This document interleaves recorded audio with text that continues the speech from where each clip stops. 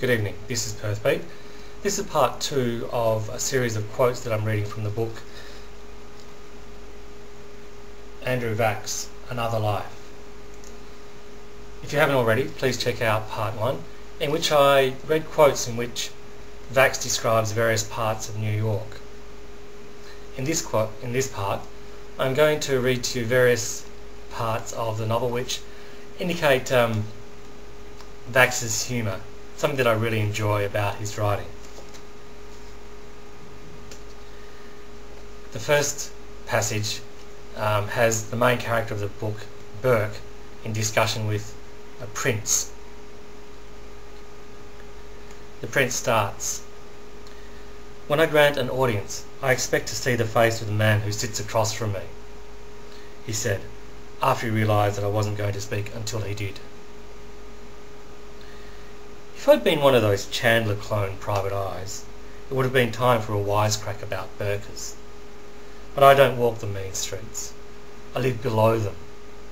I'm not an ex-cops with friends on the force. I'm an ex-con who knows what the cops are for. I'm not a war hero. I'm a man for hire. So I just said, "This is what you agreed with my boss." In the next passage, members of Burke's family are talking about, in a hospital situation. And it goes as follows. Whatever Michelle was going to say was chopped off by Tara Lynn's brisk entrance. She stood by, hands on hips, eye dueling the prof until the old man pulled himself out of the bed, gripped the walker and propelled himself out the door.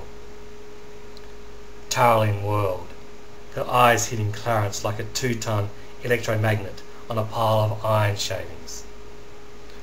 "I should walk with my father," he immediately said, and followed her down the corridor. "I thought only a witch could cast a spell," grinned Gateman. And then later, Burke includes I don't know, he says that in the book he describes them as a bumper sticker, and the bumper sticker reads as follows: "You decide if I get an abortion, and then I decide if you get a vasectomy."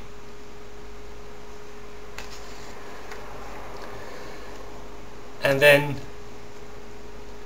Vachss includes what he claims is a stenciled graffiti. "Bush was pro-choice, and he chose war." Now I don't know if there are graffitis like that in New York, but I thought it was quite clever. So that was part 2. Stay tuned for part 3, and thanks for watching. I hope you've enjoyed this reading. Bye for now.